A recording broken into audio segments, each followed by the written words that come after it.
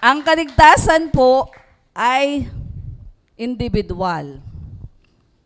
So, ang bawat isa po sa atin, nung naunawa natin, ang Diyos ang pumili po sa ating lahat. Hindi po siya tumitingin kung ano ang uri ng tao.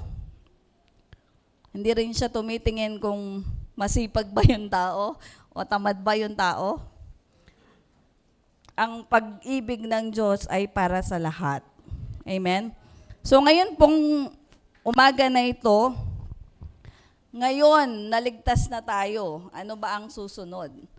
Naniniwala po ba tayo na ligtas na tayo? Amen. Lakasan po natin, dapat convicted talaga tayo na ligtas tayo. Amen. Amen. So ngayon na ikaw ay ligtas na, ano ba ang susunod? Madalas ko pong naririnig sa mga graduation, pag graduation tapos na. 'Di ba? Lagi kami grade 6, so kala namin tapos na. Pero ang sasabihin ng isang guest speaker, yung graduation hindi pa tapos. Iyon yung simula.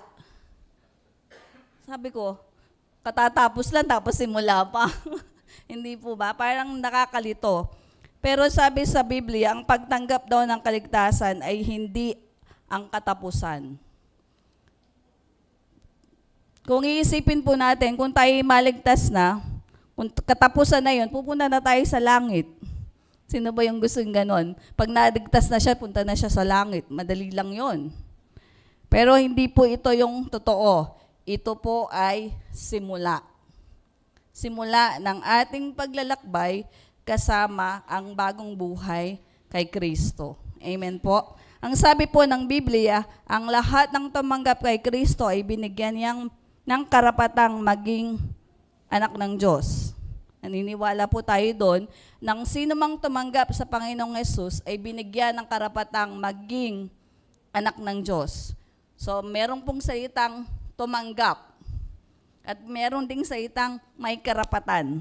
Sabi po sa John 1:12, subalit ang lahat ng tumanggap sa Kanya at sumampalataya sa Kanyang pangalan ay Kanyang pinagkalooban ng karapatang maging anak ng Diyos. Ang ating pong pagiging anak ay hindi nakasalalay sa ating pakiramdam. Lagi po nating tatandaan. Kung ang ating pananampalataya po ay dapat nakasalalay sa salita ng Diyos. Amen? Yung pakiramdam po kasi nababago. Amen? Minsan masaya ka, minsan malungkot ka, minsan may konting saya, minsan may konting lungkot. So meaning, yung feelings nababago. Pero ang salita ng Diyos, hindi nababago. Amen. Pag sinabi ng Diyos, sinabi yun ng Diyos. Iyon po ang ating panghawakan. Kasi ang salita ng Diyos kailanman ay hindi nagbabago. Pag sinabi niyang mahal ka niya, mahal ka niya. Pag sinabi niyang pinatawad ka niya. Amen? So, hindi po bumabawi yung salita ng Diyos. Hindi niya binabawi yung kanyang pag-ibig sa atin. Ay, naku, hindi ata ako nag-pray. Baka kaya hindi ako, di ba? Mahal ka ng Diyos. Pag sinabi ng Diyos na mahal ka niya, lubhang mahalaga na sa simula pa lamang ay bago mo maranasan, masigurado mo na walang pag-aalinlangan ng iyong kaligtasan. Ngayon po na tayo iligtas na, dapat alam natin, mawawala kaya yung kaligtasan ko o hindi? Pag po ba tinanong kayo, yung bang kaligtasan mo, nakabase ba sa ginagawa mo? Diba? So ang kabuuan po ng ating relasyon sa Diyos ay nakasalalay sa ating pananampalataya. Ang pananampalataya po ay kabaligtaran ng pag-aalinlangan. Amen? Pag nag-aalinlangan ka, hindi ka nananampalataya. Pag sinabi sa iyo okay ka, kasi nananampalataya ka na okay ka. Pag sinabi sa iyo bless ka, hindi pa eh. Kasi wala pa akong sasakyan. Kasi wala pa akong bahay. Hindi ka pa ba blessed nun? Sinabi ng Diyos, bless ka. Sabi sa kanta, I am blessed. I am healed. Amen? Sinabi yun ng Diyos. Iyon yung panampalatayanan po natin. Ngayon na tayo ay ligtas na, ano ang susunod? So mayroon pong 4 na kategorya ng tao. Alin kaya tayo dito? So, 4 lang po yung pag-uusapan natin.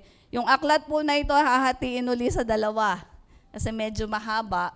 So, hahatiin po. Nakikipaghati ako kay pastor hindi bumayag. Meron po tayong 4 na kategorya ng tao. At alin po kaya tayo dito? Ang taong hindi ligtas at alam na siya ay hindi ligtas. Merong ganyan, hindi po ba? So, hindi nais ng Diyos na kahit kailan ang lahat ng tao ay mapahamak. Ang nais po niya, ang lahat ay maligtas. Amen? Iyan po yung ipinapahayag lalo na ng gospel bearer na ang lahat ng tao ay kailangan ng tagapagligtas. At ang nais po ng Diyos ay maligtas ang lahat at kapag tinanggap natin ang Panginoong Yesus sa iyong puso, ikaw ay magiging anak. Amen. Kapag tinanggap mo ang Panginoong Yesus sa iyong puso, ikaw ay magiging anak. Sabi po sa 2 Peter chapter 3 verse 9, hindi mabagal ang Panginoon tungkol sa kanyang pangako. Ang galing Hindi pala mabagal ang Diyos. Hindi mamaya na. Hindi siya mabagal. Ganun siya katapat sa atin. Amen. Yung word po na mabagal, ngayon ko lang naiintindihan, hindi pala mabagal ang Diyos magmahal sa atin. Mahal niya tayo noon pa man. Kaya hindi siya nag-atubiling sabihin na ito para to sa anak ko. Amen? At gaya ng kababalaghang itinuturing ng iba, kundi matiyaga sa inyo na hindi niya ibig na sino man ay mapahamag, kundi lahat ay dumating sa pagsisisi. Napakaganda pong balita na gusto ng Diyos na tayong lahat ay dumating sa pagsisisi. Tanggapin natin ang Panginoon bilang Panginoon at tagapagligtas. Alam na po natin yung John 3:16. Bata pa lang tayo, nasasabi na natin, kabisado na natin ang John 3:16. Pero ano ang tunay na kahulugan ng John 3:16? Sabihin nga po nating lahat, sapagkat gayon na lamang ang pag-ibig ng Diyos sa sanlibutan at ibinigay ang kanyang tanging anak upang ang sino man sa kanya ay sumampalataya, huwag mapahamak, kundi magkaroon ng buhay na walang hanggan. Ang sabi po dito, kapag sumampalataya sa kanyang anak,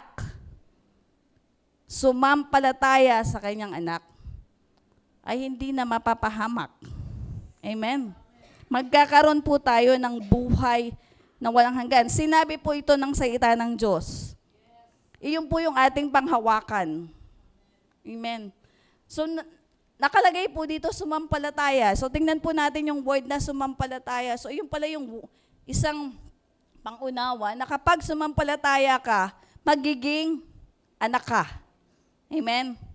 So, iyon po yung una.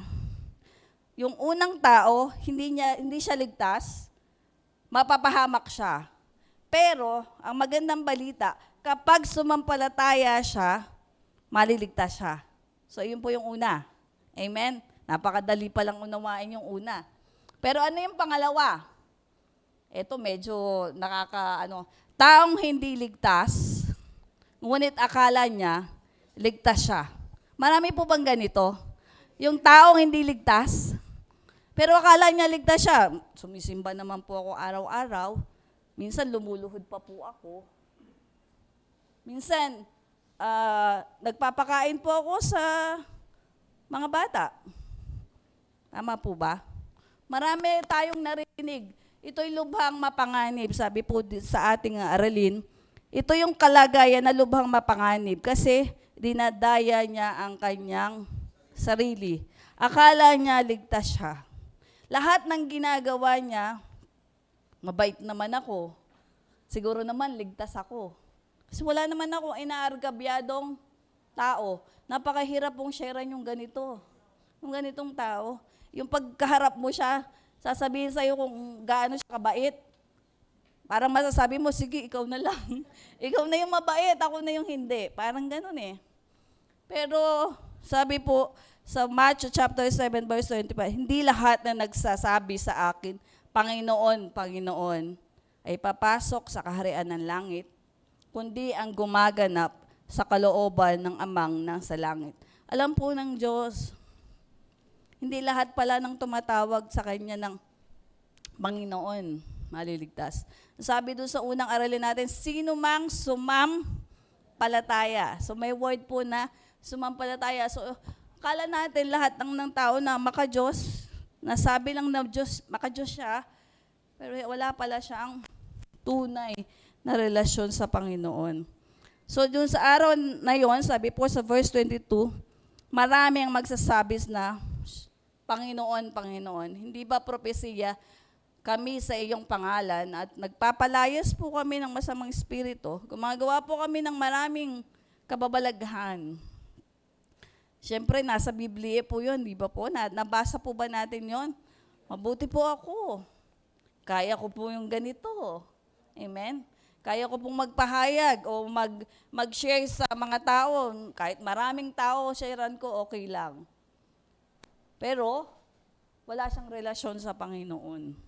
Iyon po yung kaibahan. At iyon yung pangalawang tao na delikado. Kasi akala niya ligtas siya. Akala niya nakatayo siya. Hindi pala. So, saan po kaya tayo mga kapatid?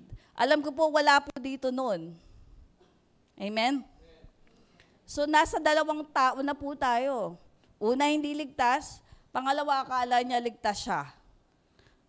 So, iyon po, ayon mismo sa sinabi ng Panginoon, mayroong mga tao na nag-aakalang siya'y ligtas, ngunit ang totoo, hindi. Ang mga taong ito ay mayroon lamang relihiyon, ngunit walang relasyon sa Panginoon. Ang ipinagmamalaki po niya yung relihiyon niya. Pero hindi niya ipinagmamalaki yung relasyon niya sa Panginoon. Nung bata tayo, akala natin, okay na, meron na akong relihiyon. Ligtas na ako. Pero wala pala tayong relasyon sa Panginoon. Kung ikaw ang taong ito, katulad nung nauna, kailangan mong tanggapin ang Panginoong Yesus bilang Panginoon at tagapagligtas upang ikaw ay tunay na maligtas. Amen? So, hindi naman po sinasara sa mga taong ganito yung iniisip. Amen? Hindi sinasara, hindi ka na ligtas diyan ka na lang. Hindi. Ang sabi po ng Biblia, kung sasampalataya ka, siyempre kailangan mong pa rin ipahayag na ang Diyos natin ang tagapagligtas. So, yun po yung pangalawa. Pangatlo, taong ligtas, ngunit nag-aalinlangan sa kanyang kaligtasan. Meron po ba nito? Diba, marami nito Naku, baka pag hindi ako umatay, hindi na ako ligtas. Amen? O baka pag hindi na ako nag-tithes, hindi na ako ligtas. Hindi po ba? So minsan, marami mga tao na tinanggap niya ang Panginoong Yesus. Merong mga taong ganito, tinanggap niya ang Panginoong Yesus, pero nag-iisip pa rin siya, ligtas kaya ako? Bukas kaya, ligtas pa ako? Hindi po ba? Pangatlong tao to. Tunay na tinanggap ang Panginoong Yesus at tunay na anak ng Diyos. Kasi, sumampalataya naman siya Amen po ba? Sabi dun sa salita ng Diyos, sumampalataya naman siya Kaya lang, nag-iisip siya kung ligtas ba siya. Parang 5 araw, okay sa kanya. Pagdating ng 6 na araw, nagdidelikado. Nawawala ata kay kaligtasan ko. Meron pong ganun Sabi po sa John chapter 1 verse 12, subalit ang lahat ng tumanggap sa Kanya na sumasampalataya sa Kanyang pangalan ay Kanyang pinagkalooban ng karapatang maging anak ng Diyos. May karapatan po ba tayo? Amen po ba? So may karapatan po tayong maging anak ng Diyos. Ang sabi dito, pinagkalooban ng karapatan ang mga sumampalataya. Amen? So pag sumampalataya tayo sa Panginoon, whether na dati kang hindi makasalanan ka, whether na ikaw ay umiinom, whether na ikaw ay basagulero, ang sabi ng salita ng Diyos, kung ikaw ay sumampalataya, ikaw ay maliligtas. Amen po ba? Meron po bang discrimination ng Diyos? Wala. Ang sabi ng salita ng Diyos, sumampalataya. Ngunit walang kapayapaan sa puso at katiyakan na spiritual yung pag-aalinlangan pag iniisip natin. Ang pag-aalinlangan po, yung nag-aalala ka kinabukasan, okay pa kaya ako? Ligtas pa kaya ako? Hindi po ako nakapag-pray.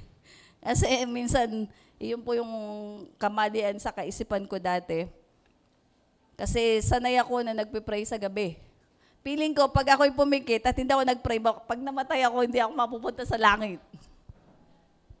Iyon po yung nasa isip ko lang.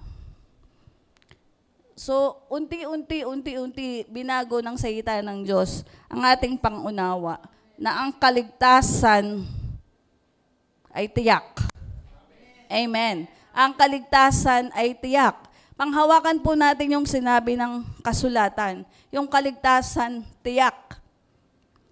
So, sabi po sa Romans chapter 10 verse 17, kaya ang pananampalataya ay nanggagaling sa pakikinig at pakikinig sa salita ng Diyos. Amen? Yung pananampalataya po kasi, sa simula, buto lang yan. Pero lumalaki po yan dahil nakikinig ka ng salita ng Diyos. Kung hindi ka nakikinig, hindi ko alam kung bubunga yan. Amen? So sabi sa Biblia, ang pananampalataya ay bunga ng pakikinig at pakikinig ng salita ng Diyos. Pag binabasa mo ang salita ng Diyos, napapakinggan mo. Amen po. So, dapat mas maganda kung alam mo ang salita ng Diyos. Pag sinabi ng Diyos sa'yo, ikaw ay banal, banal ka. So, wag mo isipin yung salitang, pwede namang hindi ako banal. Akala ko hindi ako banal. Hindi ako blessed. Pero sabi ng salita ng Diyos, bless ka. Amen? Ang pag-aalinlangan po ay bunga ng kawalan ng sapat na kaalaman. Yun pala yung dahilan nun. Kaya ka pala nag-aalinlangan kasi hindi sapat. Halimbawa, tutulay ka. Hindi sapat yung paniniwala mo doon sa tulay. Niisip mo, baka malaglag ka. Kaya nag-aalinlangan. Kaya hindi mo mahakbang yung paa mo. Kasi hindi ka naniniwala doon sa tulay. Nakaya ka nung tulay. Pero kung alam mo yung dadaanan mo kahit nasa lamin siya, alam mong matibay, kasi ang gumawa na engineer nun kilala mo, hahakbang ka. Kasi naniniwala ka dun sa tulay. Amen po? Ang kailangan po natin yung paniniwala, mga kapatid. Pag sinabi ng Diyos na ligtas ka, ligtas ka. Kasi sumampalataya ka sa anak ng Diyos na buhay. Amen? Palakpakan po natin ng Diyos. So, iyon po yung pangatlo. Pang-apat. Naku, mabilis pala si Pastor na magsalita. Medyo mahaba po, meron pa. Nasa 13 slide pa lang po ako. 64 slides po ito. Okay. Taong ligtas at alam niyang walang anumang pag-aalinlangan. Yan. Ito po maganda. Di ba? Yung sigurado ka sa kaligtasan mo. Amen.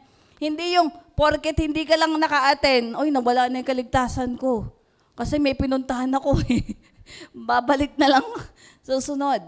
Pero yung tao po na ito, ligtas siya, alam niya na walang pag-aalinlangan na hindi nawawala ang kaligtasan. Amen po? Pag sinabi ng Diyos sa'yo, sinabi niya, tunay na tumanggap sa Panginoong Yesus, ito po yung mga tao na ito, tunay na anak ng Diyos, at natitiyak niyang nang walang pag-aalinlangan sapagkat siya'y naniniwala sa salita ng Diyos. Ito po yung pangatlo. Ang sinumang sumampalataya sa Panginoon ay maliligtas. Ito po yung tao na kahit nakapikit siya, alam niya kung sino yung tagapagligtas niya. Amen. Kahit pumunta siya sa ibang lugar, alam niya kung ano at kung sino ang kanyang Panginoon at sariling tagapagligtas. Amen? Huwag niyo sabihin sa akin, hindi tayo pupunta sa ibang lugar na, uy, masyado ka namang banal. Di ba?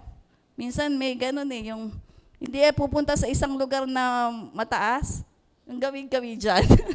Hindi pupunta kasi Kristiyano na ka siya. Kahit saan pong lugar pwede kang pumunta. Pero ang kailangan mong matiyak, yung kaligtasan mo. Kung sino ang Panginoon mo at tagapagligtas ligtas. Sabi po sa Gawa, chapter 16, verse 31, ang kanilang sinabi, manampalataya ka sa Panginoon at maliligtas ka, ikaw at ang iyong sambahayan. Kung maiisip po ninyo, nandun yung salita, ikaw at ang iyong sambahayan.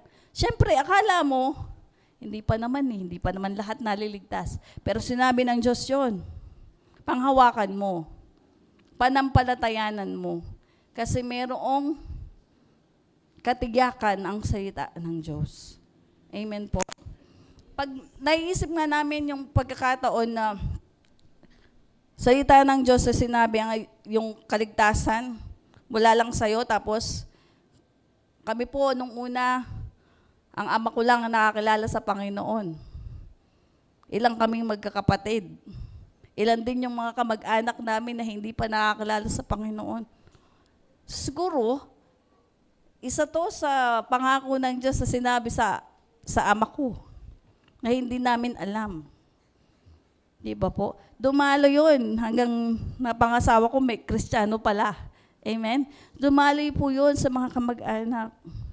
So, naniniwala po kami at naniniwala tayong lahat kasama yung kasambahay natin na makakakilala sa Panginoon. Hindi po titigil ang Diyos doon sa kanyang pangako sa atin. Amen? Kaya panampalatayanan po natin. Sabi po sa John chapter 6 verse 47, katotohanan sinasabi ko sa inyo, ang sino mang sumasampalataya ay may buhay na walang hanggan. Kaya po tayo may katiyakan. Kung alam mong sumampalataya ka, may buhay na walang hanggan ka.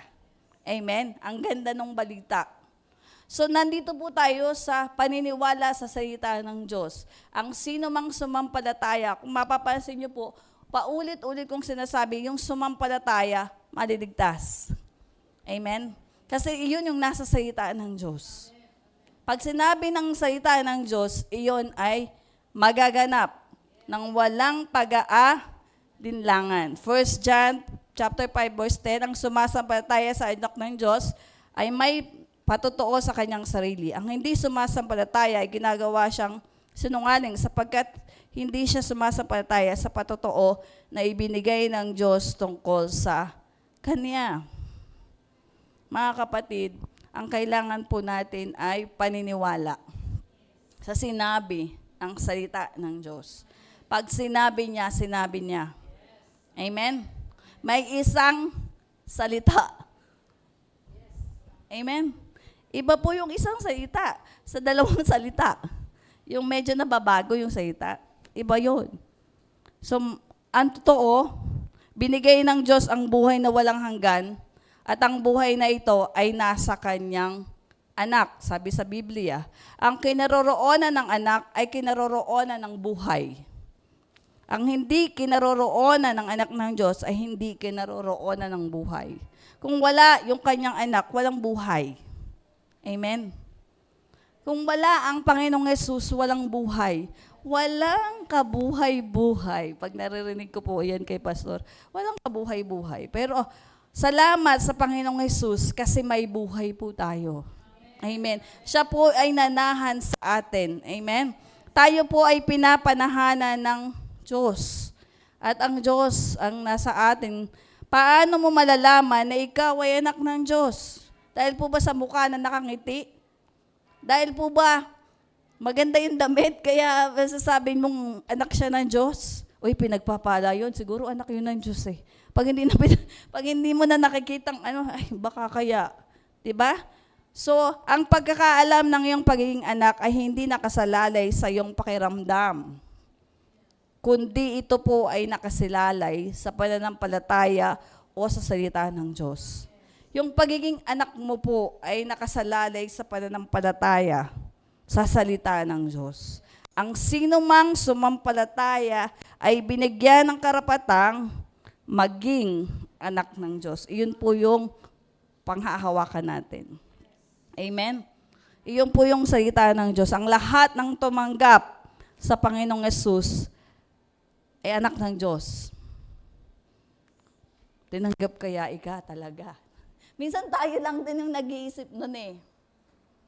Ang kailangan po natin yung personal na pakikipag-ugnayan natin sa Panginoon. Mga kapatid, ang kaligtasan po ay hindi sama-sama lang.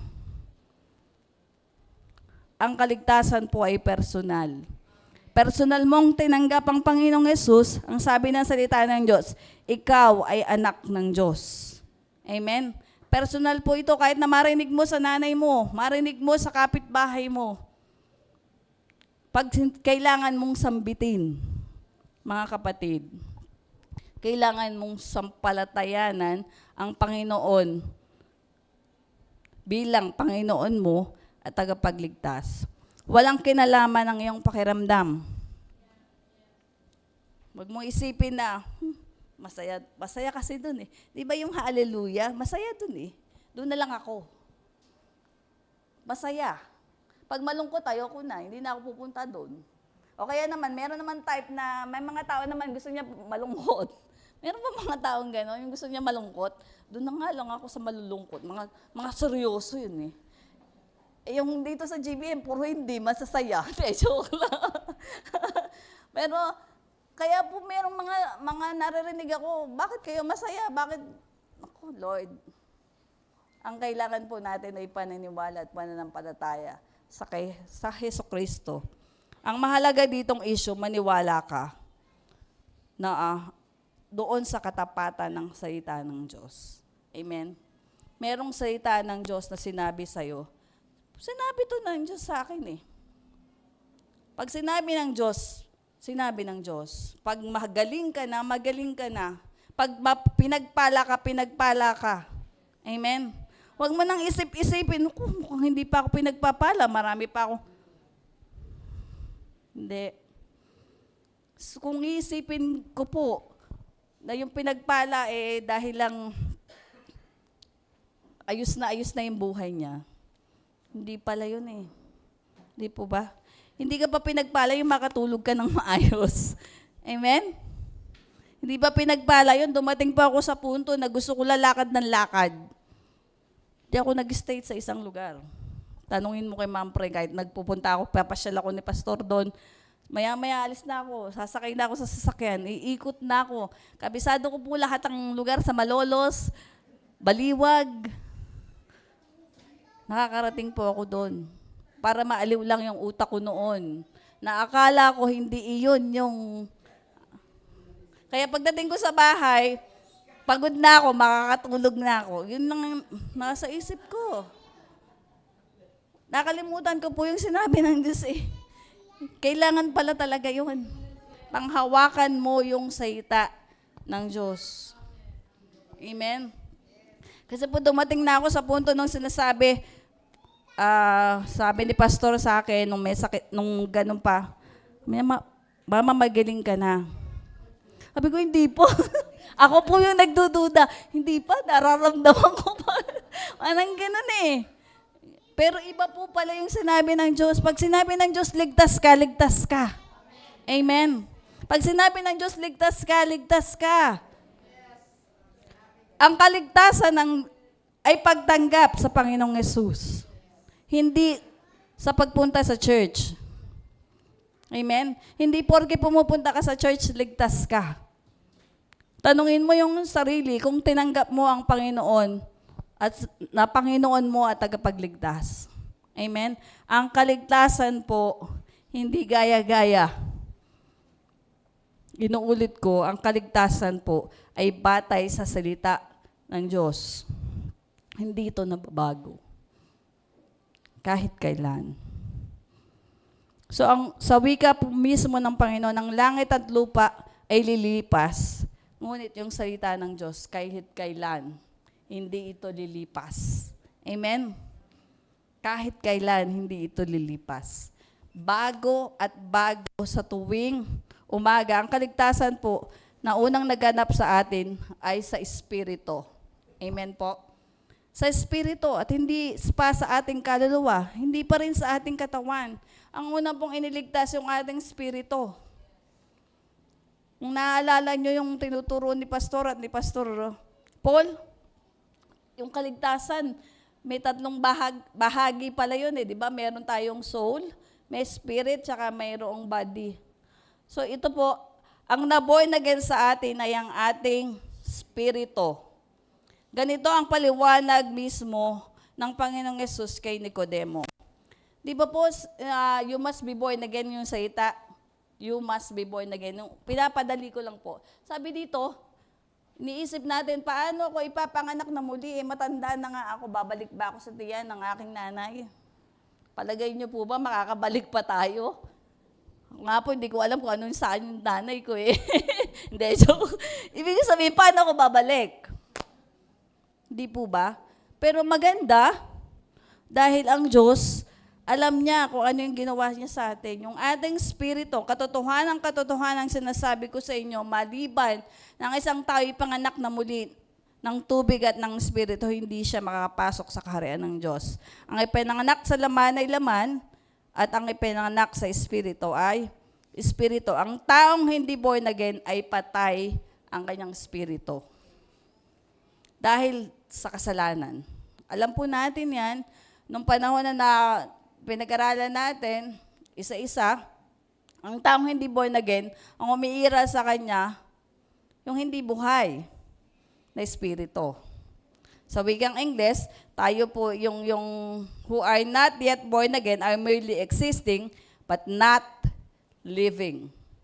Nandun lang tayo, pero patay yung ating nasa loob. Tama po ba? Sabi sa Ephesians chapter 2, verse 1, kayo nooy mga patay sa inyong mga pagsalangsang at mga kasalanan. Itunuring po tayong patay dahil sa ating mga kasalanan. Walang tunay na buhay ang hiwalay sa nagbibigay ng buhay. Ang sabi ito ng Panginoon. So wala po tayong buhay kung tayo ay hiwalay sa nagbibigay ng buhay. At sino ba yung nagbibigay ng buhay? Si Jesus. So ang Panginoong Yesus ay pumarito upang tayo ay magkaroon ng buhay. Sabi sa John 10:10, ako'y pumarito upang sila ay magkaroon ng buhay at magkaroon nito ng may kasaganaan. Di ba ang ganda? Gusto pala ng Diyos sumagana ka. Amen? So hindi natatapos na ikaw ay bibigyan niya ng buhay. May kasunod pa yun, kasaganaan. Amen? So let us enjoy the kasaganaan. Amen? Ang isang Kristiyano na tunay na nakakilala sa Panginoon, alam niya yung sinabi ng Diyos sa kanya, buhay, naganap, at kasiya-siya. Amen? Iyon po yung salita ng Diyos. Kaya yung sowe, kala ko TV lang yun eh. Di ba? Channel sa channel. Napakaganda po pala ng ibig sabihin ng sowe. Hindi ba? Life. Spiritual life or eternal life. Ang ibinigay po sa atin ng Diyos ay buhay ng may kasaganaan, mga kapatid. So, ang tunay na anak ng Diyos, hindi malungkutin kasi alam niya yung salita ng Diyos. Amen. Kailangan alam mo yung salita ng Diyos na ikaw ay may buhay at yung buhay na yun to the fullest. Ang espiritual na buhay ay nasa atin, ang Panginoong Yesus. Kaya ang Panginoong Yesus ay nanahan po sa atin. Amen. Kaya, mayroong mga panalangin, ikaw po ay wini-welcome namin.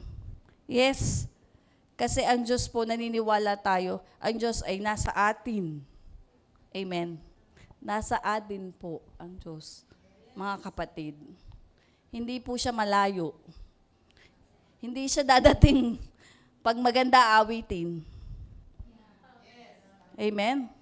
Kasi ang Diyos nasa atin. Inhabits the praises of your people. Tama naman yun. Kasi tayo yun eh. Nasa atin ang Panginoong Yesus, mga kapatid. Kaya po tayo ay blessed talaga. Kasi ang Diyos ay kasama natin. Kapag na-born again ang isang tao, ang kanyang espiritu ay tumanggap ng spiritual na buhay. Hindi ito nararamdaman ng katawan at hindi rin naunawaan ng isip. Ito'y tinanggap at inunawa lang ng spirito. Mahirap ipaliwanag po yung natural na salita na ito. Kapanganakang spiritual. Tama po. Parang ang hirap intindihin. Dahil hindi ito natural. Ang ganitong karanasan ay tulad lang din ng hangin. Sino po naniniwalang may hangin? May nakita na po ba kayong hangin? Ako wala pa eh. Tanong mo yung iba, baka may nakitang hangin. Pero naniniwala kang may hangin. Kasi nakakahinga ka. Amen po. Ganun yun eh. Ganun po ipinaliwanag sa atin yung nararamdaman, ngunit hindi mo nakikita. Saan ba patungo yung hangin?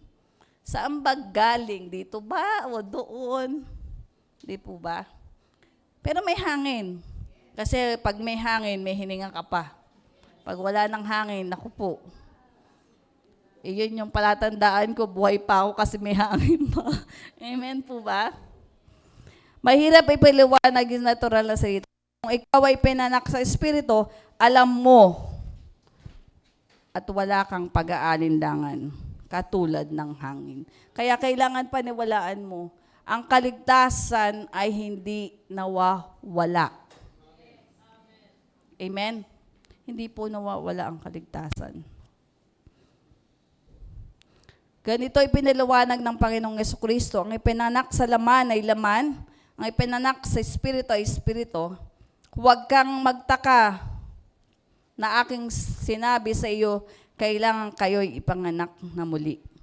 Umiihip ang hangin kung saan ito ibig at naririnig mo ang ugong nito, ngunit hindi mo alam kung saan ito nanggagaling. Lakas po ng hangin, hindi po ba dahil sa bagyo? Di ba? Hindi rin natin alam kung saan galing yung bumaba mula doon. Pag nakikita mo po sa balita, maisip mo, paano ba ito? Hindi ba? Pero it's kalikasan, maraming nawala dahil doon sa nangyari. Pero ang totoo, may hangin. Kung walang hangin at bagyo, wala yun eh. Hindi po ba? Kaya naniniwala po tayo na ang Diyos ang nagbibigay sa atin at pangunawa sa atin na ang kaligtasan ay sa Panginoon. Yung Espiritu po natin ang iniligtas. Malalaman ng Espiritu mo na kaligtasan sa paraang espiritual. Malalaman mo ang iyong spiritual na kaligtasan hindi sa pamamagitan ng isip o pakiramdam, kundi sa patotoo ng banal na Espiritu.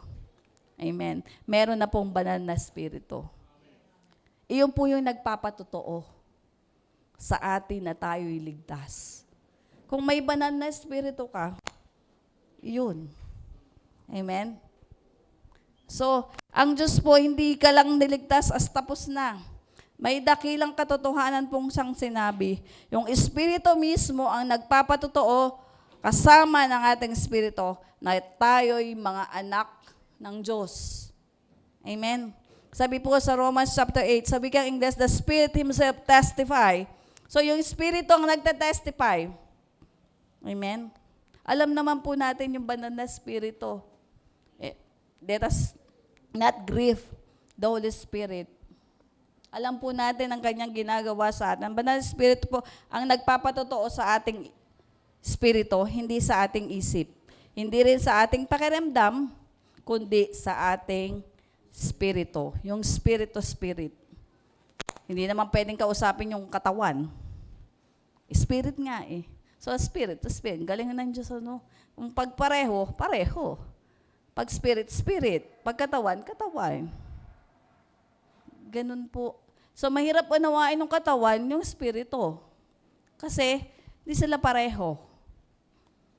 Kaya, napakabuti po ng Diyos. Ang banal na Espiritu po ay ibinigay sa atin kasama. Di ba po? Naniniwala tayo na ang Diyos ay Espiritu.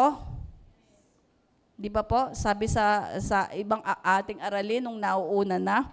Kaya yung banal na Espiritu po ang nasa atin at mayroong ugnayan sa paraang espiritual. Ito po ang sabi ni Apostol Pablo.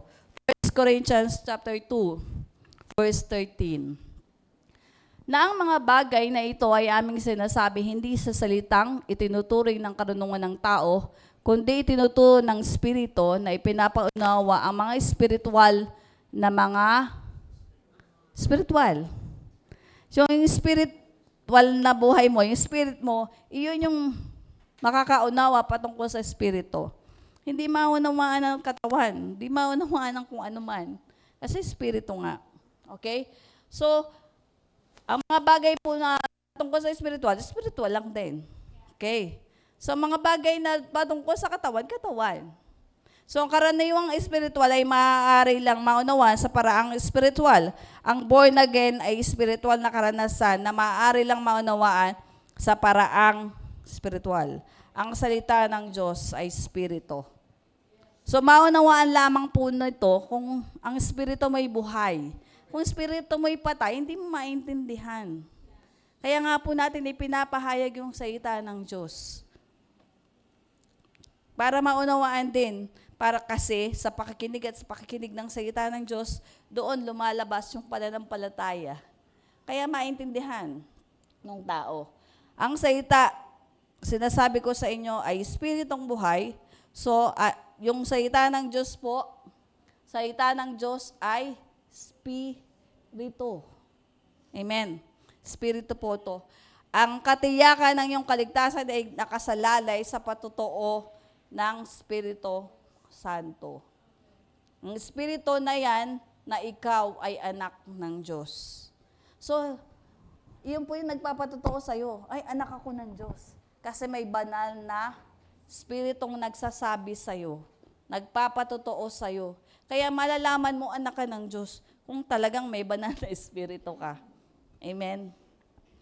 So, ang pinatutunayan naman ng spiritual na salita ng Diyos na dapat mong namang panampalataya anuman ang iyong nararamdaman regardless of your feelings. Kung masaya ka, kung malungkot ka, ang salita ng Diyos ay totoo.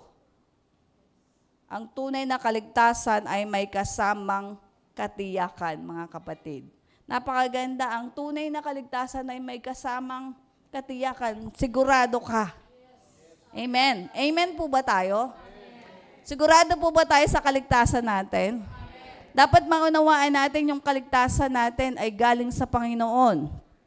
Amen. Ang Espiritu mismo ang nagpapatotoo sa atin. Kasama ng Espiritu na tayo yung mga anak ng Diyos. Kaya pag tinanong ka, anak ka ba ng Diyos? Ay, ang sasagot po natin ay, Amen. Ewan ko nga po ba? Medyo. Kung kaya't kapag hindi mo alam na ikaw ay anak ng Diyos, malamang hindi ka anak ng Diyos. Kasi nag-aalinlangan ka. Amen? Pag alam mong anak ka ng Diyos, tiyak ka, anak ka nga ng Diyos. So, panghawakan mo po yun. Amen? So, dahil sa pinapatotoo yan ng banal na Espiritu sa'yo. Minsan iniisip natin, pag ang dalas-dalas kasi namin, minsan pag nag-altar call, may lalapit, magsasalita, kala natin ligtas na yun. Pero yung deep inside, nagsalita lang pala sa bibig. Pero sa puso, hindi niya tinanggap ang Panginoong Yesus. Kaya sabi nga ni Pastor, nahiya lang ata, tinulak lang ata para pumunta dun sa unahan. Tama po ba? So ang kaligtasan po ay personal. Kailangan natin ang Panginoong Yesus na tanggapin bilang Panginoon tagapagligtas. So, ilagay po natin sa ating kaisipan na ang Diyos tumutuktok, hindi pa po tapos ang Diyos sa atin. Kundi rin gininuman ang ating tinig at bubuksan ng pinto, ako'y papasok sa Kanya at nananahan na magkasalo kaming kakain.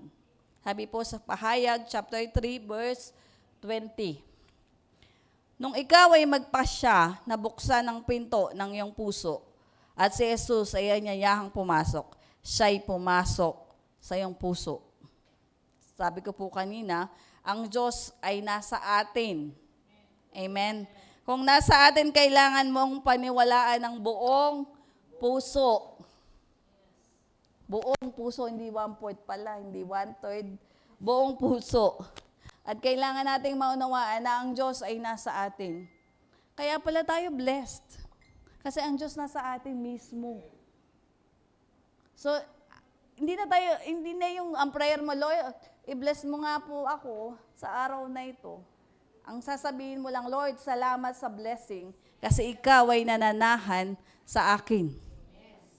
Amen. So parang nabago yung kaisipan natin, nabago yung ating prayer. Amen. Mga kapatid, ayusin natin yung mga prayer natin. Nakikinig pala si Papa. Alam ko po, lahat tayo natututo. Ganon din tayo lahat. Hindi po ba? Kaya tayo nananalangin, hindi para mag-beg. Magmakaawa sa Diyos. Maawa ka na po, bigyan mo po ako ng ganito, bigyan mo po ako ng ganyan. Hindi po ba? Hindi. Panahanan mo yung salita ng Diyos. Kung alam mo yung salita ng Diyos na sinabi ng Diyos, ikaw ay pinagpala, ikaw ay pinaburan. I am blessed, I am healed, I am saved. In Jesus' name, sabi ko. Kaya nga yung awit na yon, matagal na po namin yung gustong awitin. Hindi lang ako marunong umawit. Joke. Ito po ay nakasalalay. Sabi sa Romans chapter 5 verse 7, nagsisilakad kami sa pamamagitan ng pananampalataya, hindi sa paningin. So ang mga tunay na nakakilala sa Panginoon, we walk by faith, not by sight. We walk by faith. Lumalakad po tayo ng may pananampalataya. Hindi yung, baka yung katabi ko, hindi naman Huwag po tayong tumingin sa kanila. Tumingin tayo doon sa salita ng Diyos. Doon sa sinabi ng Diyos. Doon tayo humawak. Amen? Sabi ng Diyos, hindi kita iiwan, hindi kita pababayaan. So, ang prayer mo, salamat sapagkat sinabi mo sa salita ng Diyos, hindi mo ako iiwan, hindi mo ako pababayaan. Hindi yung prayer mo, Lord, huwag mo akong pababayaan, ha? Baka malaglag ako, Hindi. Ang prayer mo, yung salita ng Diyos. Pag sinabi ng Diyos na pinagaling ka, pinagaling ka. Lord, mahirap yung sakit ko, May pag-aalinlangan, mga kapatid. May mahirap ba sa Diyos? Wala. Amen. Siguro nga ngayon, hindi ka pa magaling. Kasi inaayos pa ng yung isip mo. Yung isip mo muna mismo, hindi naniniwala Tama po? So, kailangan ang Diyos ay nag-aayos mula sa lahat sa atin. The whole body. Tandaan po natin, ang mga Kristiyano, we walk by faith, not by sight. Amen? So, kung nakikita po natin, hindi pa. Siyempre, hindi pa. Simula, hindi pa naman blessed. Ang isip mo, pero blessed ka na. Blessed ka na. Kitang-kita ko. Nasa si Janela. Di ba, Janela, yung kantang ganon? Blessed ka na. Blessed ka na. So, iyon po yung mga bagay na talagang ipinapaunawa sa atin ng Diyos. Na ang mga Kristiyano, we walk by faith and not by sight. Ang ibang bahagi po ng kanyang sulat sa kanyang ay pinagdiinan ng ganito, sapagkat, sabi po sa Romans chapter 1, verse 17, sapagkat dito, ang katuwiran ng Diyos ay nahayag mula sa pananampalataya hanggang sa pananampalataya, ngunit ang taong matuwid ay mabubuhay sa pamamagitan ng pananampalataya. Ang mga anak ng Diyos nabubuhay sa pananampalataya. Tama po? Batay sa salita ng Diyos. Huwag mo lang sasabihin na, hindi naman pala sinabi ng salita ng Diyos sinasabi mo pa. Kailangan meron kang word. Meron kang salita ng Diyos. Huwag mo sasabing narinig mo na sa kapitbahay, sabi ng kapitbahay, mabubuhay daw ng mahaba. Hindi mo naman alam na nandun sa salita ng Diyos yun. Kailangan meron kang salita ng Diyos. Mga kapatid, baka mamali ka pag sabi ka lang ng sabi. Kailangan meron kang word. Para may batayan. Sabi sa history, ganun natuklasan ko yung ganitong baso. Wala namang year, wala namang batayan. Pwede mo namang kunin yung baso sa sa kapitbahay. Kailangan po, pag sinabi ng Diyos, mayroong salita ng Diyos na nakahayag. Ayon sa maliwanag na walang sinumang inaring ganap sa harapan ng Diyos sa pamamagitan ng kautusan, ang matuwid ay mabubuhay sa pamamagitan ng pananampalataya. Pag-isipan mo ito, hindi mo pa rin nakikitang tuwiran kahit kailan ng iyong sarili. Ayan. Meron palang 3 salamin, mga kapatid. Alam niyo po ba yon? Kayo po ba, sino po ba nakakita ng sarili niya? Nang hindi ginapitan ng salamin? Ako dito, tinitingnan ko yung salamin. Amen? So meron po talagang mga tao, akala niya okay siya kasi batay sa salamin. Sa refleksyon, nakikita niya. Nakikita niya yung kanyang sarili, hindi tuwiran, batay lang doon sa salamin. Tama, kung ano yung dinigta ng salamin. Maganda ko, di maganda ko. Tamang ganun, ano. Kung payat ka, payat ka. Kaso hindi mo naman nakikita talaga yung sarili mo. Tama po ba? So, ang direktang refleksyon ng iyong sarili, batay lang dun sa salamin. Nakikita natin.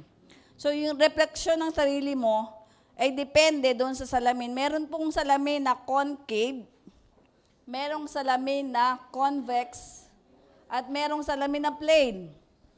Diba? Ngayon ko lang naunawaan yun, meron palang convex sa kanya. Kasi gusto ko salamin. Pag tumingin ka sa salamin ko, mahirapan ka po. Kasi iba-iba yung lens eh. So, parehas sa salamin, pero iba-iba yung nakikitang refleksyon. Diba? Pag concave, ang salamin mas malaki, mas malapad, mas mataba. Ayaw natin nun, ano. Yung tumataba tayo pag tumitingin tayo sa salamin. Diba? O kaya lumalaki. Naku, ayaw na ayaw yan nung kakilala kong anak. Joke. Sabihin sa akin, ginamit niya naman yung anak. Iisa lang kasi anak ko. So, yun po yung concave. Lumalaki tayo. Yun naman convex, yung lumiliit naman tayo, pumapayat. Medyo parang medyo naiiba. Parehas na salamin. Isang tumaba, isang pumayat. Pero salamin, nakita mo yung sarili mo. Pero yung iba ayaw nun eh. Ako nahihilo pag ganun tinitingnan ko. Meron ding plain mirror. Yung salamin na ito, nakikita mo yung reflection ng iyong sarili. Parang katulad ng iyong sarili. Seems exactly like you. Pag tumingin ka, ito, nakikita ko na. Ito, malaki na mata mo. Hindi po ba? Minsan, ganun eh. Baka kailangan mo pa rin maniwala na walang depekto yung salamin, pero paano ka nakakasigurong walang depekto yung salamin na tinitingnan mo? Di po ba? Lalo na mga babae gusto may salamin. Kung ano nakikita sa salamin. Pag hindi ka nagaganda sa buhok mo, magpaunat ka. Yung iba naman, magpakulot. Magpagupit. Naku, gusto ko na po magpagupit. Magpakulay ng buhok. Kaya nang sanay po ako kasi na nakatali yung buhok mo. So, ayoko nung ganun. So, depende sa salamin na nakikita mo. Amen? Ang salamin, ang nagsasabi kung ano tayo, kung sino tayo. Kaya salamin, sabi ng tita Eva. Salamin, ipakita mo sa akin. Di ba po? Ganun po ba yon? Kasi kung ano yung salamin mo, yun yung nagdidikta sa'yo eh. Kaya, ang maaari lang, makita yung salamin ng may pisikal na katawan, hindi ang spirito. Paano mo makikita yung spirito mo? Hindi nakikita yun sa salamin. Amen? Hindi po nakikita yung espiritu mo. Ang na-born again sa atin ay espiritu at hindi katawan. Walang pagbabago na naganap sa ating katawan nung tayo po ay na-born again. Nung tayo po ba ay na-born again, namaya tayo? Di ba hindi? Nung tayo po ba ay na-born again, tumaba? Di ba hindi? Sakto lang. Sakto lang daw. Sexy pa din daw. Pero po ang na-born again, Espiritu. Ang tumanggap sa Panginoon, Espiritu. Amen? So, pag titingnan mo po yung, born again kaya ito, bakit may tattoo? Di ba po, parang nagja-judge na tayo nun. Kasi nakikita natin yung kanyang katawan. Bakit ganito? Bakit ganyan? Ang na-born again po ay yung ating espiritu. Ilang beses ka lang pwedeng ipanganak. Di ba isang beses, katulad kanina, isang beses lang natin. At alam po natin yon. Pero sinasabi sa Biblia, gayon na lamang ang pag-ibig ng Diyos sa libutan kung, di ba, ipapahayag mo, ipapanganak ka ng muli, maliligtas ka. Ang problema, hindi ka na nga pwedeng mabalik sa tiyan ng nanay mo. So, ang pangunawa po natin, ang unang iniligtas ay yung ating spirito. Amen? Ang kaligtasan po, the spirit-to-spirit relationship. Iyon po yung binuhay, yung ating spirito. Kaya yung ating spirito ay binago. Amen? Yung dating patay, naging buhay. Kaya pag titingnan natin yung salamin, nakikita lang po natin yung physical, pero hindi yung loob. Pero ang anak ng Diyos, ang born again, binago yung spirito. Binuhay ang spirito. Amen? So yung spirito po natin, makikita yon kung tayo ay sa spiritual na bagay. Paano mo makikita ang spirito kung na born again ka nga? Sa pamamagitan din ito ng spiritual na salamin. Ang spiritual na salamin ay salita ng Diyos. Amen? Ang spiritual na salamin ay salita ng Diyos. Nung una, pinahayag natin ang salamin ay may tatlong bahagi. May convex, tama ba ako? Concave, at saka plane. Pero ang mahalaga pala, ang spiritual na bagay ay pang-espiritu. So kailangan sa pamamagitan ng spiritual na salamin, salita ng Diyos kung paano kailangan mong maniwala ng refleksyon ng natural na mukha ng natural na salamin. Kailangan mong maniwala sa refleksyon ng salita ng Diyos. Ang spiritual na bahagi. Sa madaling salita, kailangan mong maniwala ng sinasabi ng salita ng Diyos patungkol sa na-born again. Amen? Kailangan po nating paniwalaan ang salita ng Diyos, ang salamin ng ating spirito. Sabi po sa Santiago 1, verse 23, sapagkat kung ang sino man na tagapakinig ng salita, hindi tagatupad, siya ay tulad ng isang tao na tumitingin sa kanyang likas na muka sa salamin. Sapagkat binamasta niya ang kanyang sarili at umaalis sa tagad niyang nalilimutan kung ano ang kanyang katulad. Ngunit ang tumingin sa sakdal na kautusan ng kalayaan ay nanatili na hindi tagapakinig na malilimutan, kundi tagapagtaguyo ng gumagawa. Siya ay pagpapalain sa kanyang gawain.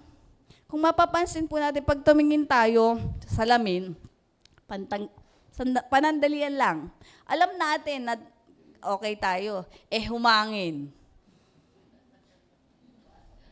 Yung buhok mo medyo, di ba? Kasi, tingin, ang nasa utak mo, okay ka. Kasi yun ang nakalagay sa salamin Pero po ang mga Kristiyano, nakalagay sa salita ng Diyos. Doon po tayo lumagay, mga kapatid, sa salita ng Diyos. Kung ano yung sinabi ng salita ng Diyos, doon po tayo tumingin. Amen. Pag sinabi ng Diyos, sinabi ng Diyos. Amen. Pag ligtas ka. Unang walang pag-aalinlangan. Hindi bukas nawawala yung kaligtasan. Pag hindi ka umaten, nawala na ang kaligtasan. Hindi po ganun. Amen? Ang kaligtasan po ay galing sa Panginoon at ito'y mananatili. Ang sabi ng spiritual na salamin, ng iyong spirito, ikaw ay bagong nilalang. Di ba? Gawin na. Isang physical na salamin at isang spiritual na salamin. Ang sabi ng spiritual na salamin, ikaw ay bagong nilalang. Di ba? Amen. Minsan po, nag-share ako yung ganyan sa mga bata. Meron kasi kung I don't know if it's a joke or what. So sabi ko, ikaw ay bago ng nilalang. Simpleng bagay. Sabi niya, Ma'am, bago na ako. Hindi ako na si Darna.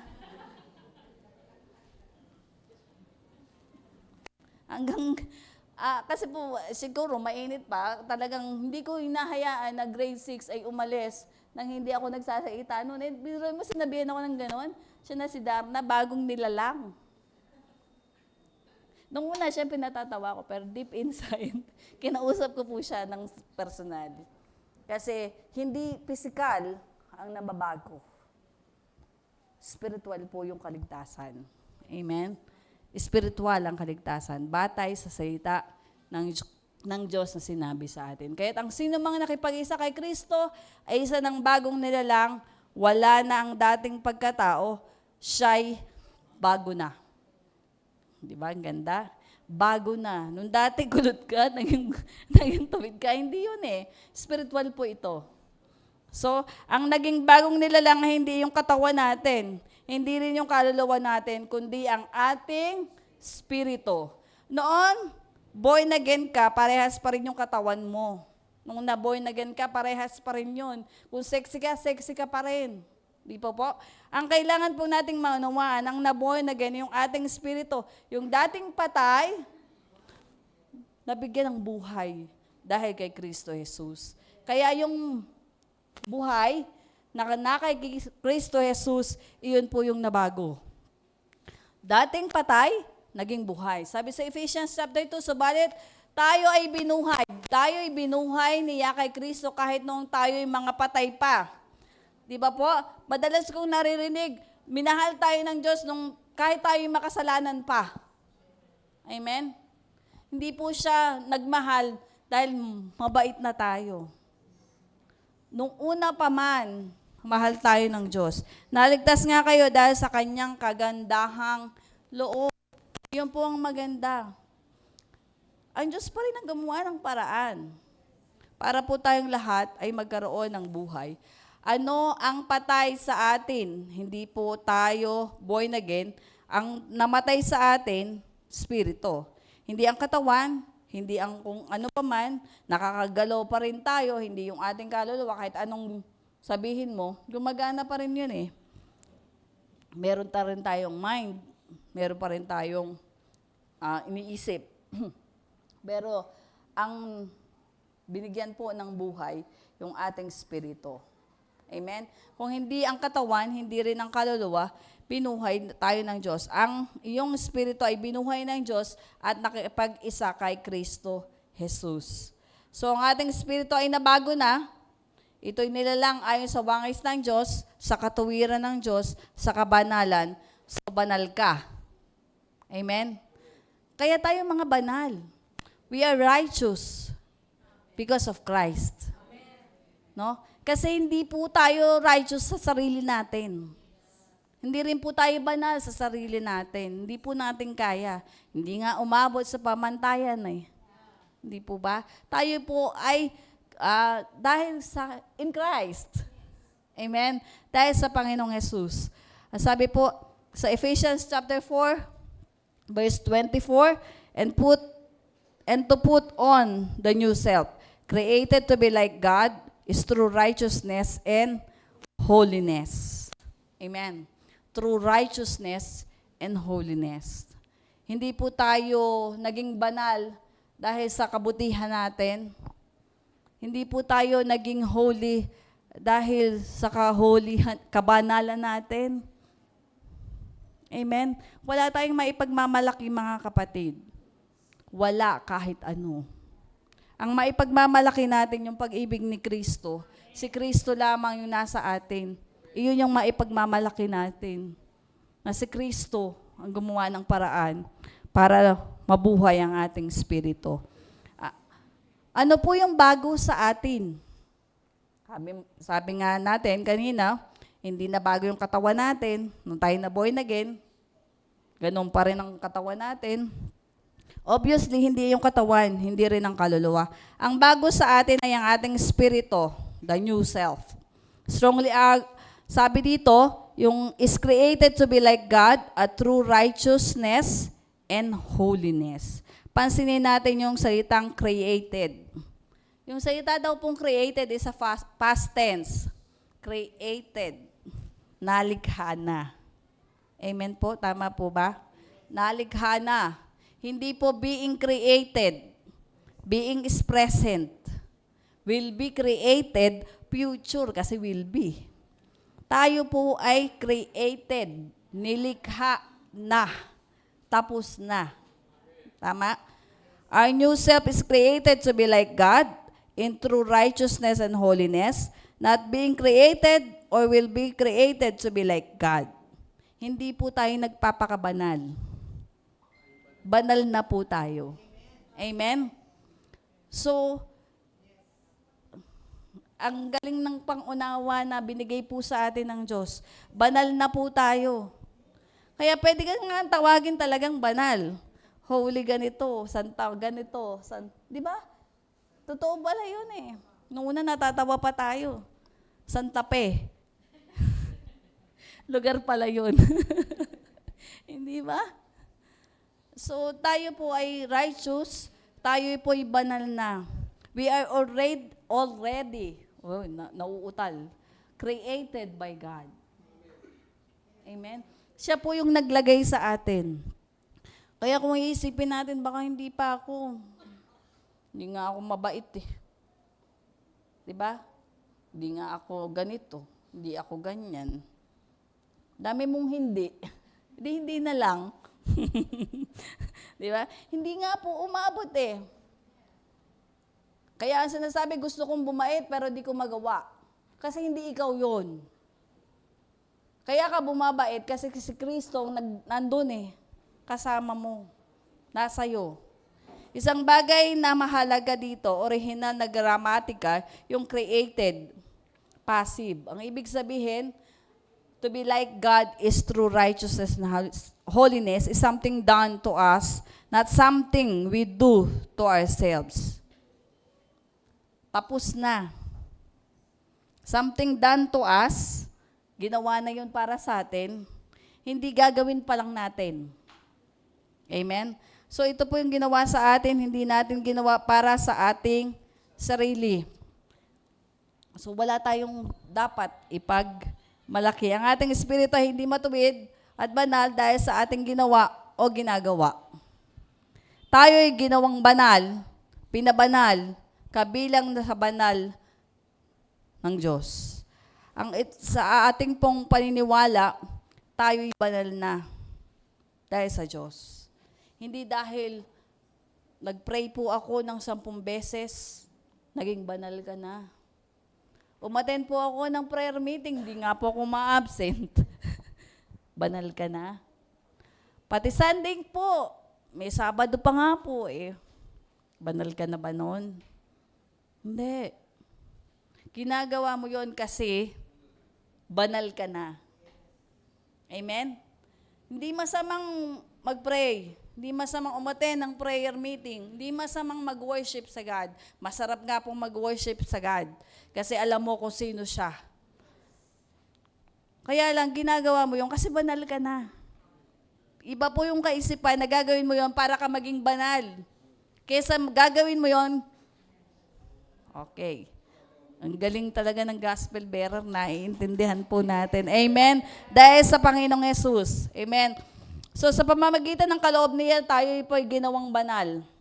Kaya nga, dito sa mundo na ito, sa ating espiritu ay katulad ng ating Panginoong Yesus.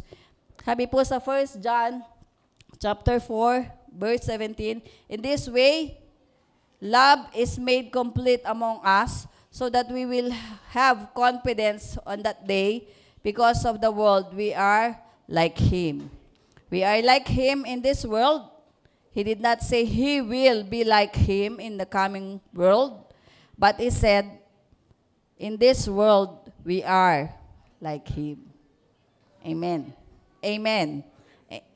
Self-explanatory po ba? O madaling unawain na tayo ay banal na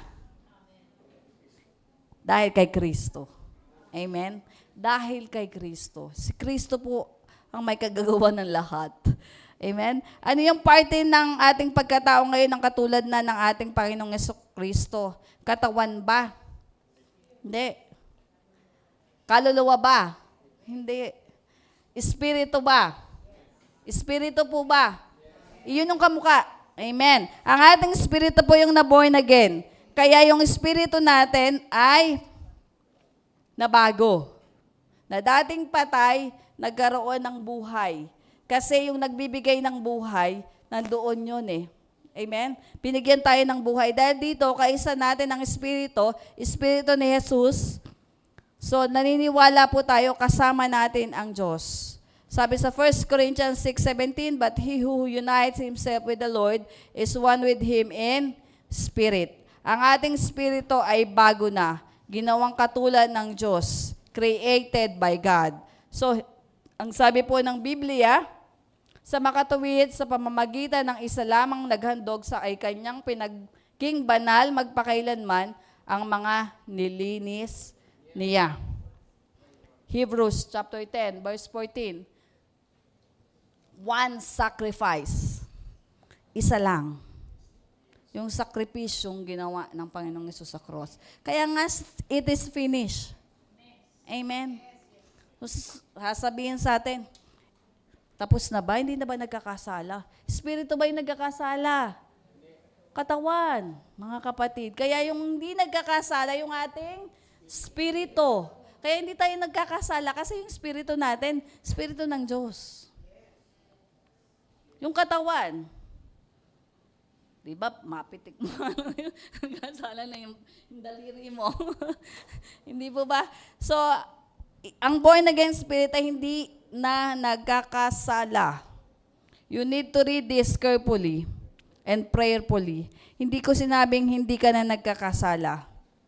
Ang sabi ko, yung spirito ay na born again, hindi na nagkakasala. Sapagkat ito'y ganap, banal, at perpekto. Amen? So spirit, ang hindi nagkakasala. Amen? Kaya nga, mayroon tayong minsan diskusyonan dati. Talaga bang mga grace people, di na nagkakasala? Hindi lang nila naiintindihan pala. Amen? Ang kailangan, yung spirito mo na ibinigay, na maunawaan mo, hindi ka na magkakasala kasi yung spirito mo, spirito ng Diyos, nasa iyo. Mayroon kang perpektong spirito. The Holy. Sabi po sa 1 John chapter 3 verse 9, ang sinumang ipinanganak ng Diyos ay hindi na nagkakasala sapagkat ang kanyang binhi ay nananahan sa kanya at siya hindi maaaring magkasala sapagkat siya ipinanganak ng Diyos. So, sabi po sa English, whosoever has been born of God does not sin, but his seed remain in him. He cannot sin because he has been born of God. Anong parte ang hindi nagkakasala? Yung katawan po ba? Hindi. Yung kaluluwa ba? Hindi. Yung spirito ang hindi nagkakasala. Amen? Sapagkat ito'y tinatahana ng binhi ng Diyos. Hindi lang yan. Ang iyong born again spirit ay hindi maaaring masaktan ng dyablo. Amen? So ito po yung katotohanan. Ang iyong spirito, ang born again spirit, hindi masasaktan ng dyablo. Naposes ba, pastor? Yung spirit. Hindi po ba? Sabi nga, greater is He that is in me than he that is in the world. Favorite na verse. Ito'y tinatakal ng silyado ng banal na espiritu at meron ka kasing banal na espiritu na nasa iyo. Paano ka mapoposes? Diba? Selyado ka ng banal na espiritu. So yung banal na espiritu ang nasa iyo.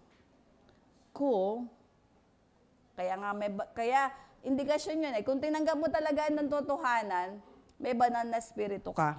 Amen? Amen? So yun po yung nagsaselyo sa'yo.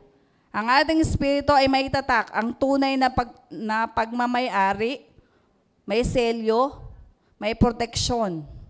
May proteksyon po ang mga anak ng Diyos. ito po ay ang banal na Espiritu.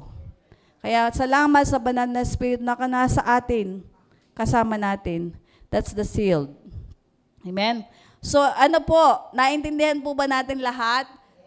Amen. So tayo po ay hihinto muna doon sa ang nabago sa atin na yung ating espiritu. Susunod, meron pang nabago. Meron pa pong kalahati ng libro. At inaasahan ko po na makasama ang bawat isa. Sabi po, ang ating espiritu ay may tatak. So ang banal na espiritu, ipagpapatuloy po natin yung ibang bahagi ng ating aklat na ating inaaral sa panahong ito, na ngayon ay ikaw ay ligtas na. Ang life application, maniwalang ikay ligtas na at nawalang pag-aalinlangan. Amen? Kailangan po ba ganon tayo? Kailangan walang pag-aalinlangan. Laligtas ka sa pananampalataya sa Panginoon. Yung ginawa niya sa cross. Amen? Yung ginawa ng Diyos sa cross, naligtas ka. At walang pag-aalinlangan. Next, alam mo ang iyong spiritual na kaligtasan sa paraang espiritu. Ang born again sa atin ay sa pamamagitan ng espiritu. Nagpapatotoo ito na ikaw ay anak ng Diyos. Ang espiritu po ay nabago, binago. Sabi sa espiritu na salamin, salita ng Diyos, ang iyong espiritu ay bago na. Amen po ba? So, sa life application, maniwala tayo na tayo iligtas na. Hindi ito nang walang pag-aalinlangan. Hindi bukas, hindi ka ligtas. O sa isang taon, pwede ka nang maligtas. Alamin mo ang espiritual na kaligtasan sa paraang espiritual. Yung kaligtasan po, espiritual. Walang kinalaman ng iba pang mga bagay.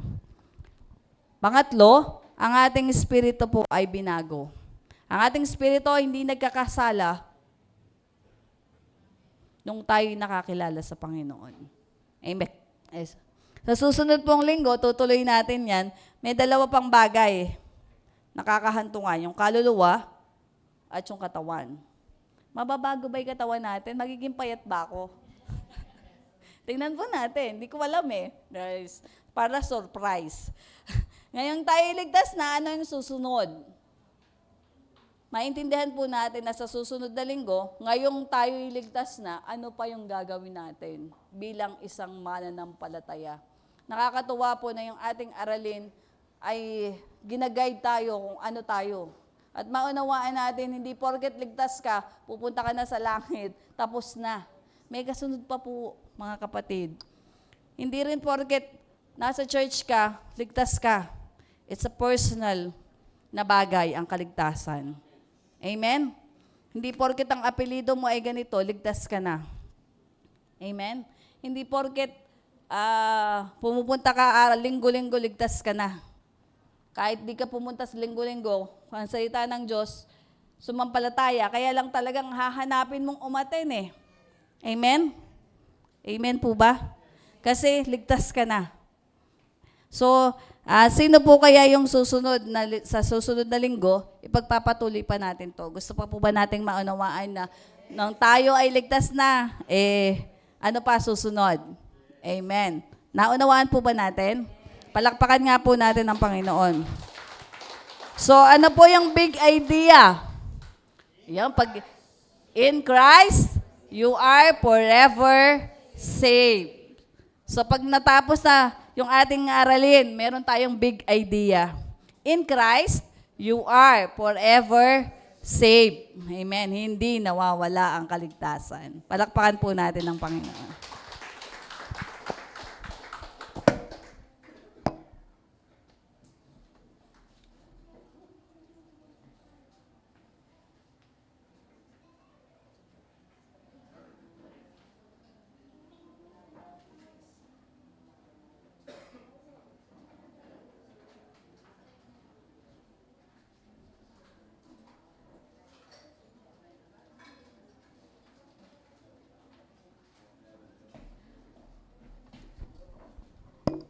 Praise the Lord. Sabi nga, nawala. Paki-ano nga anak muna. Now, you are saved. What next? Ano susunod natin? Let us remember the death and resurrection of our Lord Jesus sa pagpaputol-putol at paghati-hati ng tinapay ng ating Panginoon. Lifestyle na po iyon ng mga Kristiyano. At purihin po ang Panginoon. Ang sabi nga nung sa awit kanina, God, you're so good. Very good. Hallelujah. Napakabuti ng Panginoon. Sabi nga, amazing love that welcome me, the kindness of your mercy that brought with love wholeheartedly my soul undeserving. Thank you po. Salamat po sa Panginoon sa kanyang buong puso na pagbibigay at buong buo ang pinagkaloob sa atin ng ating Panginoon. Isa pa, sabi nga, God, you're so good. Sabi rito, and should this life bring suffering? Lahat po ba tayo may mga suffering? Dumaranas po tayo, di ba? Kahit na Kristiyano tayo, hindi po tayo ligtas doon dito sa bundong ito.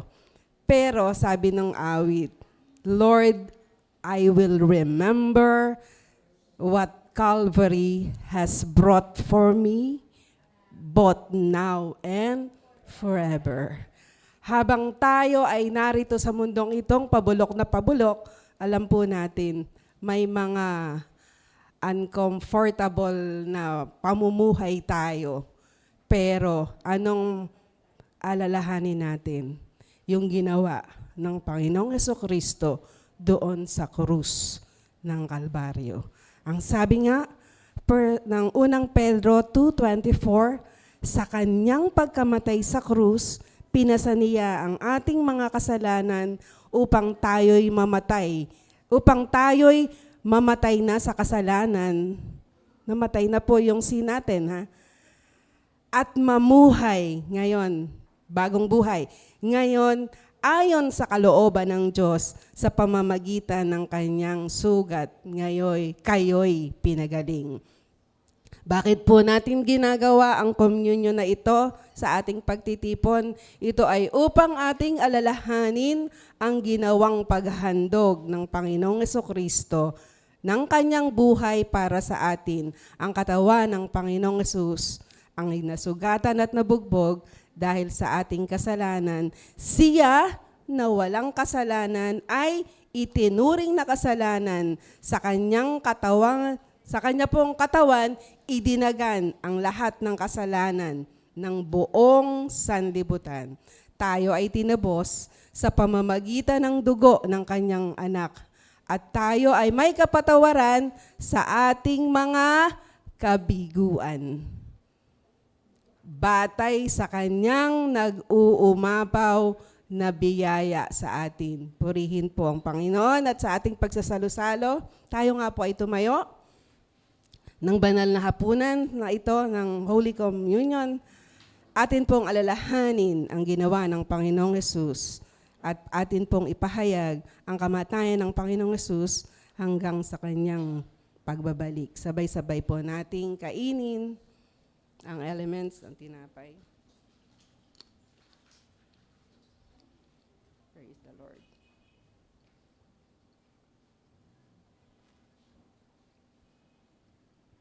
Sabay-sabay po tayong inumin natin ang wine.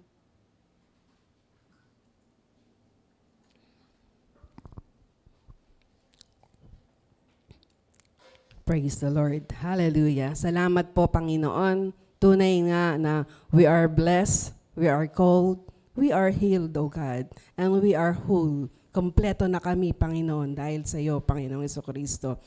We are saved, O God, and highly favored.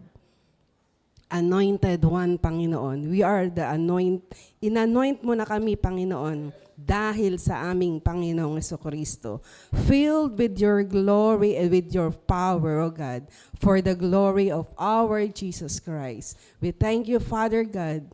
Salamat, Panginoon, sa grasya, sa biyaya mo sa amin, sa iyong pag-ibig na gayon na lamang sa aming buhay. Sa pangalan ni Jesus, Amen.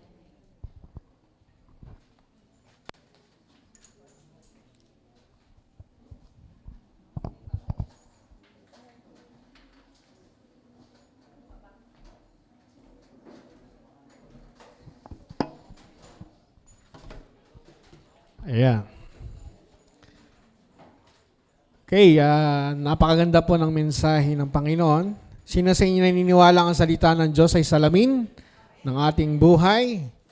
Okay, sino sa inyo naniniwala dahil sa salamin, dahil sa salita ng Diyos, ay sinabi ng salita ng Diyos na tayo po ay pinagpala at tayo po ay pinaburan ng Diyos. Kaya ho tayo magkakaloob ngayon. Ito po ang oras ng pagkakaloob. Ang pagkakaloob po ay isang uri ng pagsamba. Sino sa inyo naniniwala doon? Na isang uri ng pagsamba. Kaya po tayo nagbibigay, hindi para mapagpala. Tayo po ay nagbibigay sapagkat ang bawat isa sa atin ay pinagpala na at pinaburan na ng Diyos. At higit pa sa lahat ng ating iniisip, higit pa sa ating hihilingin, ang Diyos po ang nagbibigay sa atin. Sabi po ng Korinto, 2 Corinthians chapter 9, verse 7, ang bawat isa ay dapat magbigay ayon sa kanyang pasya, maluwag sa loob at hindi napipilitan lamang sapagkat ang iniibig ng Diyos ang nagbibigay ng may kagalakan. Kaya tayo nagkakaloob ng may kagalakan sapagkat alam po natin lahat ng meron tayo ay galing sa Panginoon. Sino sa inyo naniniwala doon? Naranasan niya na ang Diyos ay nagpapala at nagbibigay sa Kanya.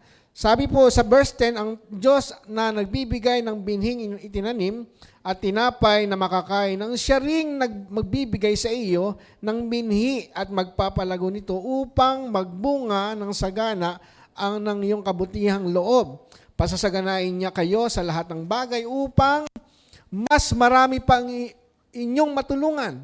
Sa gayon, lalong darami ang magpapasalamat sa Diyos dahil sa inyong tulong na dadalhin namin sa kanila. Yun po ang sabi ni Apostol Pablo, lahat po ng ating kinakaloob ay para mapalaganap ang mensahe ng biyaya ng Diyos. Amen. Salamat po sa bawat isa. Salamat po sa Diyos sapagkat naniniwala tayo na higit pa ang pagpapala na maranasan po ng bawat isa sa atin. Amen po. Sige po, tayo po'y manalangin. Tayo po'y tumayo, tayo po'y manalangin. Hawakan po natin ang ating mga kaloob. Ama, maraming salamat po Diyos sapagkat lahat ng bagay galing sa iyo. Naniniwala po kami at nagtitiwala na kami po'y pinagpala mo, pinaburan mo God. Sa lahat ng pagpapala na meron kami, ito'y galing sa iyo, Diyos. Salamat po sapagkat dahil sa iyong natapos na gawa sa krus ng Kalbaryo, ika'y nanaog dito sa lupa bilang isang ordinaryong tao na mahirap. Ikaw ay naging mahirap upang ang bawat isang sumasampalataya sa inyo ay magkaroon ng kasaganaan.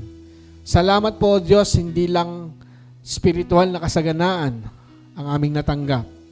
Nagkaroon kami ng buhay na walang hanggan, nagkaroon kami ng lugar sa langit, nagkaroon kami ng kasiguraduhan na kami ligtas at walang sino mang pwedeng umagaw sa amin sa iyong mga kamay. Pero salamat sapagkat maging sa aming pisikal, maging sa aming pinansyal na pangangailangan, o Diyos, pinagpala mo na ang bawat isa. Salamat po at naniniwala po kami na anumang hawakan ng aming kamay, anumang plano, hakbangin ng aming mga paa, ito po'y pinagpala mo na. Ito po'y pinaburan mo, Lord God. Salamat po, Diyos, sa mga kaloob. Ito po'y gagamitin para may pahayag ang iyong salita, ang mensahe ng natapos na gawa ng Panginoong Jesucristo. Maraming salamat po, Diyos.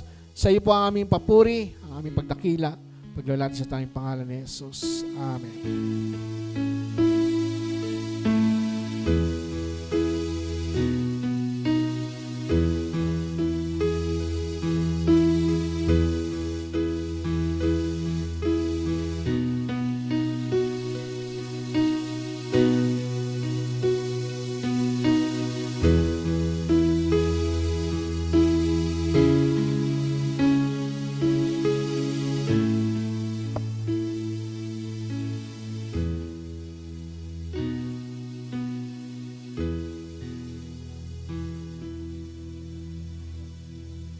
Okay, bago po tayo magtapos, announcement, no? Announcement. Papatay mo na yun. Announcement po, sa December 22 po ang ating December 22 ang ating Christmas party, no? Mag-uusap na po yung mga ang youth po ang naka-assign para dito. Mag-usap-usap po sila. Hindi ko po alam kung next week magdi-design na po sila rito. At kung ano yung mga kailangan nila, ang church po ang bahala para sa decoration, para bigyan sila. Pero sa December 22 ay tayo po ay magkakaroon ng party at magbigay po tayo kung ano po yung ating may tutulong. Mag-uusapan po kung paano yung ating mga food, ano po yung gift na ating bibigay sa bawat isa, ano po yung ating mga dadalhin, at ipapaalam na lang po sa bawat isa sa inyo. Salamat po sapagkat alam po natin, hindi ho nagkulang ang Diyos. Ang Diyos ay laging sagana sa lahat at patuloy po tayong manalangin sa ating mga mahal sa buhay na sa araw na yon ay makasama po natin sila. Gayun din, patuloy po naming hinihiling na mag-attendance po kayo. Huwag niyo pong kakalimutan mag-attendance. May attendance po tayo. Iyon po ay para sa graduation. Yun lang po ang requirements. Saka po yung mga booklet natin na ino-order natin. Kung hindi na po kayo kukuha, hindi na rin po kami o-order. Kaya po kami mo-order dahil alam ko na kailangan nyo yun. At kailangan ng bawat isa sa atin. Kailangan din po ng ating mga kapitbahay, kaibigan. Pag binigyan nyo po sila ng booklet, nag-share na rin po kayo ng gospel. Okay? At sige po, doon po sa mga nasa live stream, i-open po namin ang aming pong live stream. O, mamaya na yung announcement mo. Ngayon na. I-off na. Sige po, i-off na natin po yung live stream. Tayo po ay gospel. Salamat po sa bawat isa na nasa live stream. Sana next Sunday makasama po namin kayo. Hindi lang po sa live na panunood sa online, kundi sana makakasama po namin kayo face to face. Salamat po. God bless you. Announcement po ito. Okay, karagdagang announcement.